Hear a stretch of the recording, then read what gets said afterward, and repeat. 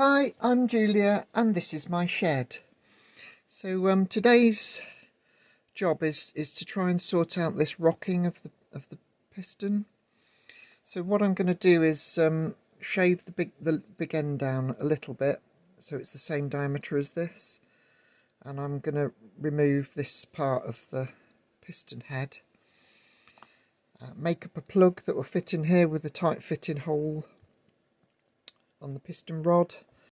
So you're probably wondering how we got to this point.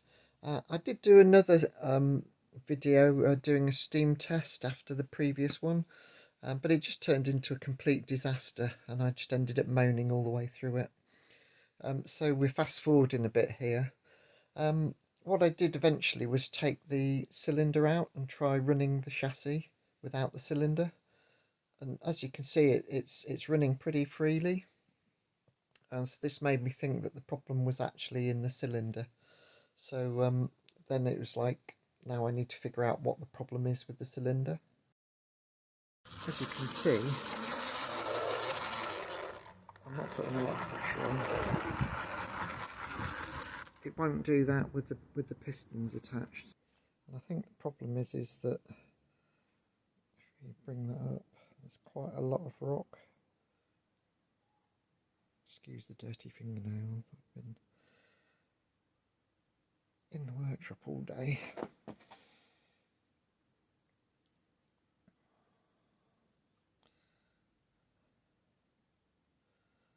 So not good. So I think what I might, there's plenty of sealing with the piston ring, because look, if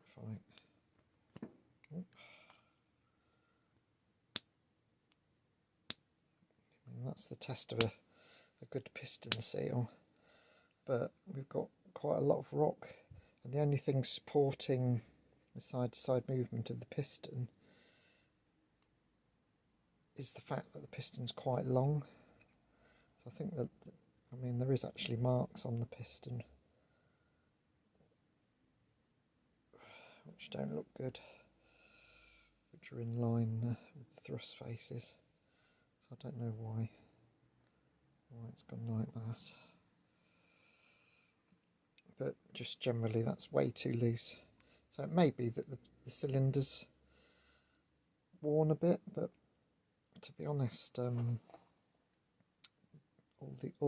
the other ones are like this as well. So I think I've just not made a good enough job making the pistons. So I'm modifying the piston here. I've got the head mounted in a collet, and I'm just going to shave off the big end so it's the same size as the rest of the piston rod. So it's probably reducing a little bit of strength there, but I don't think it's a very strained part anyway, so should be okay. I'm actually using a micrometer for extra accuracy, which is unusual for me. I've now reversed the piston and put it in a collet again, and I'm using the parting blade to shave off about half of the piston head height.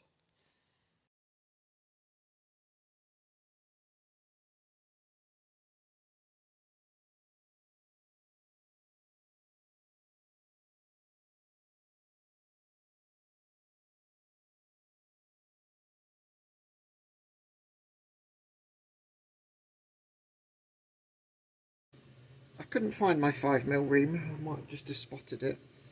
But so what I did was I had a look at the number drill sizes, which were just a fraction below 5mm. 9 is the nearest, so I went to a 10, which is very slightly smaller, so that's what you saw me drilling with after starting off with a 4mm. I'm not sure if you can see that, but there's very little rock there, so that's quite a nice sliding fit. Could possibly be a bit better, but could have gone a bit smaller. But I think that'll do for this, because it's just an experiment at the end of the day. So I'll part this off and we'll see how we get on.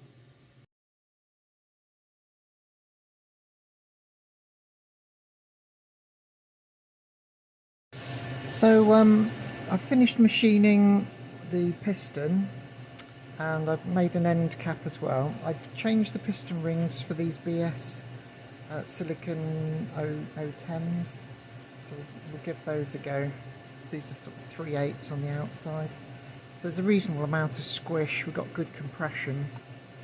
I have had to machine this face off because the crank was actually hitting it. We've got very little clearance, as you can see. Hopefully you can see there, got very little clearance to the crank, but adding that, there's very little, apart from the drag of the O-ring, there's very little friction there, so I think we're definitely on to the right idea. So I'm kind of inclined to just Loctite that on. And, I mean, somebody said that you need to drill some holes in this to let the air out, but when I'm doing this, there's no resistance. Whereas if you, so I think we'll be okay. It doesn't feel bad at all. So what I'll do is I'll just put a tiny bit of Loctite to hold this in place. If it's successful, I'll probably just use a very small amount of soft solder. Another option would be to drill and tap for 10 BA, but I don't have a lot of, well, 10 BA is a bit small for me, so I think we'll just go with the Loctite initially, and we'll just see how well this motor runs. But it does feel very good, actually. I mean, oops.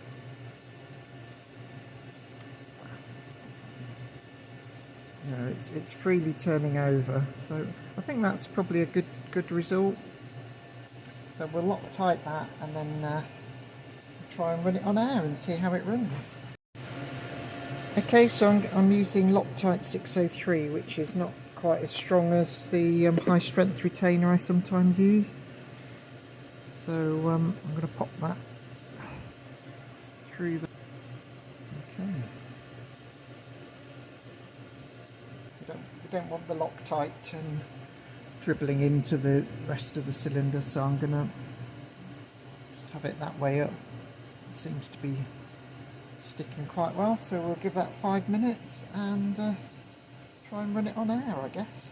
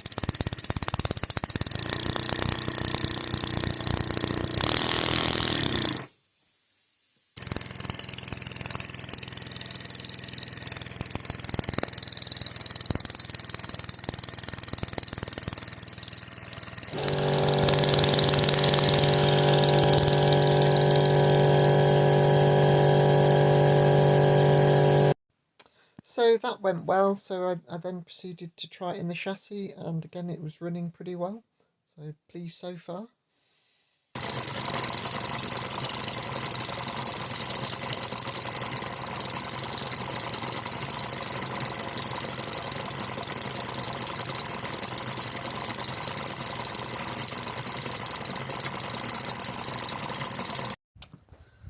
Right then, so we've got the motor fully assembled.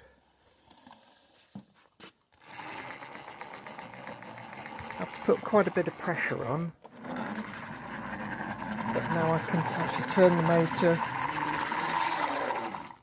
from the wheels, which I was never able to do before. So we've definitely removed quite a bit of friction from the motor. As a final test, I've completely reassembled all the pipe work and then just tried it again on air. It all seems to run down okay down to about 30 psi on air.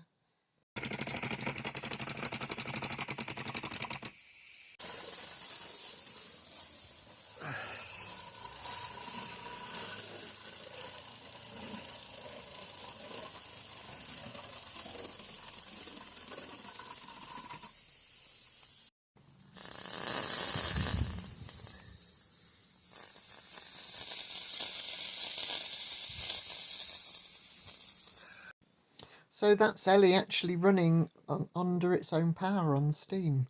So really pleased with this progress. Hope you enjoyed the video. Like, share and subscribe, and I'll see you in the next one.